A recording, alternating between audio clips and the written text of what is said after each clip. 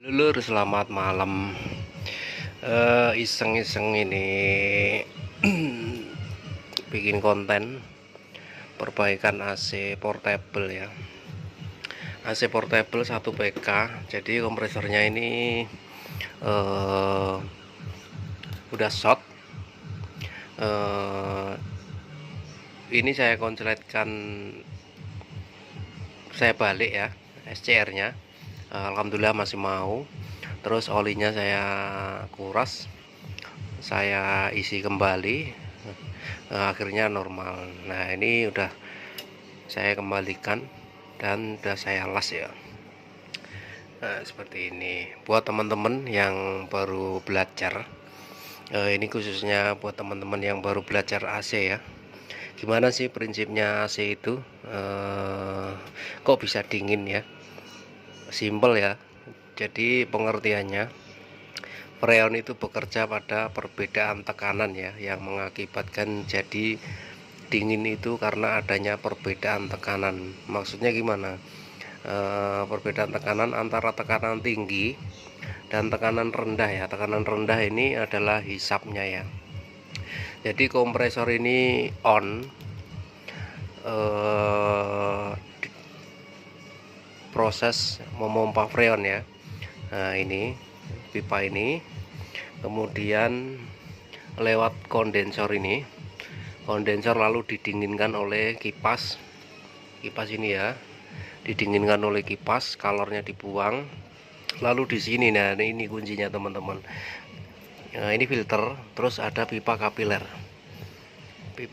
ini. Nah, ini kan kecil teman-teman, ini 0,50 ini. Jadi dari sini nih tekanannya tinggi, kemudian disempitkan ya teman-teman, atau di apa ya, ibaratnya di jalurnya itu diperkecil ya teman-teman. Ini namanya kapiler. Nah, jadi kapiler ini nanti masuk ke ini ya teman-teman, masuk ke evapnya ini ya. Nah, ini evapnya baru saya lepas. Jadi saat ini kompresor memompa freon, terus masuk di kondensor jadinya panas, kemudian dihisap oleh blower ya, kipas itu. Nah, kemudian setelah dingin, setelah suhunya normal, dia di filter dan disempitkan ya, melewati pipa kapiler ini. Nah, di sini nanti terjadi pengkabutan ya teman-teman. Istilahnya kalau pipa air yang bertekanan tinggi, kalau kita tekan, itu akan muncratnya lebih jauh dan berkabut ya teman-teman. Nah, ini masuk di evapnya. Kalau AC split namanya indoor ya teman-teman. Nah, namanya indoor. Nah, disinilah terjadi dingin ya teman-teman. Lalu dingin ini nanti dihisap oleh blower.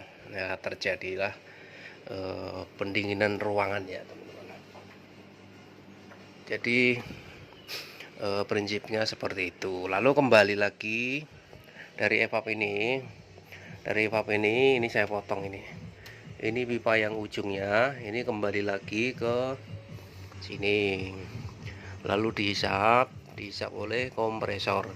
Nah, yang mendinginkan kompresor ini adalah pipa balik ini ya teman-teman, freon yang balik ke kompresor yang dihisap ini.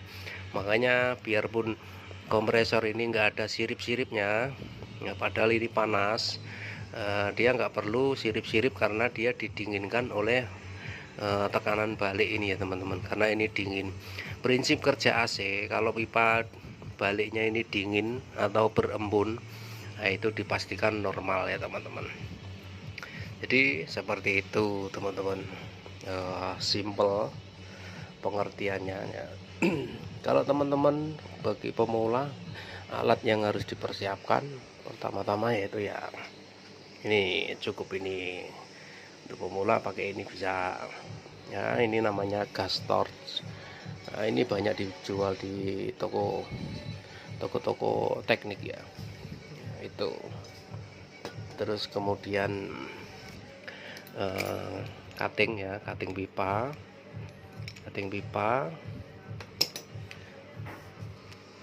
terus juga ada flaring.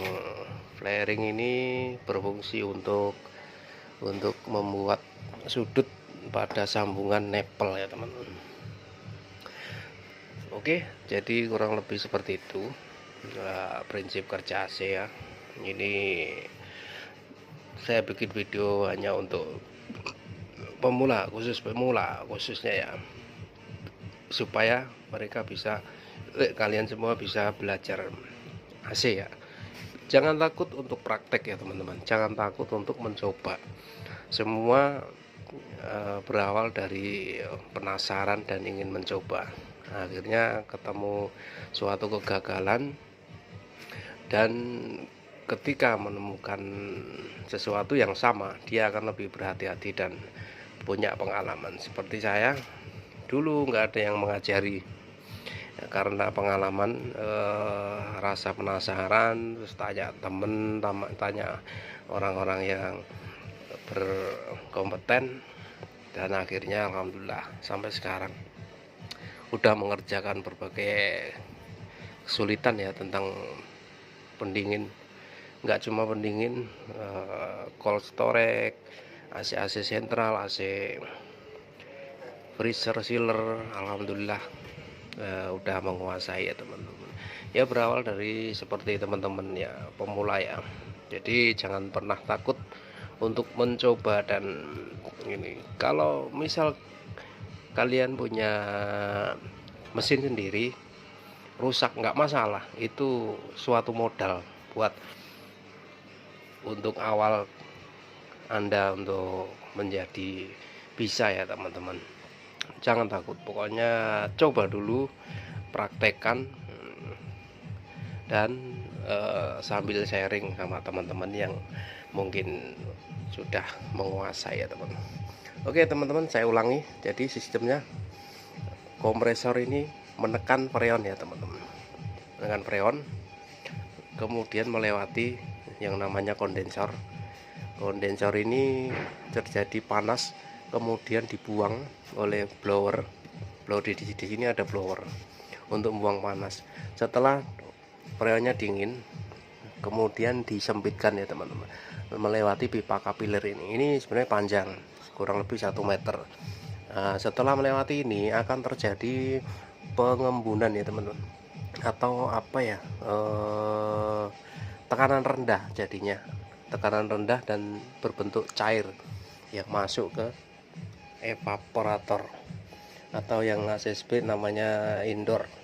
Nah setelah melewati sini, dia akan dingin dan dihisap oleh blower juga. Lalu setelah melewati ini, dia keluar. Nah ini ujungnya keluar, kemudian dihisap kembali oleh kompresor. Jadi yang mendinginkan ini adalah kompresor.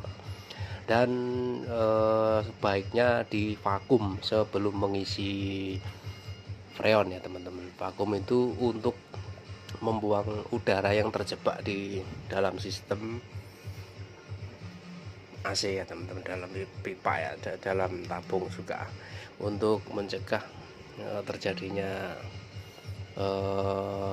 apa ya namanya itu, olinya nggak dingin. Pokoknya kalau nggak divakum ya dingin, tapi nggak maksimal. Oke, seperti itu teman-teman. Semoga bisa menambah wawasan buat teman-teman sekalian ya. Akhir kata, assalamualaikum warahmatullahi wabarakatuh.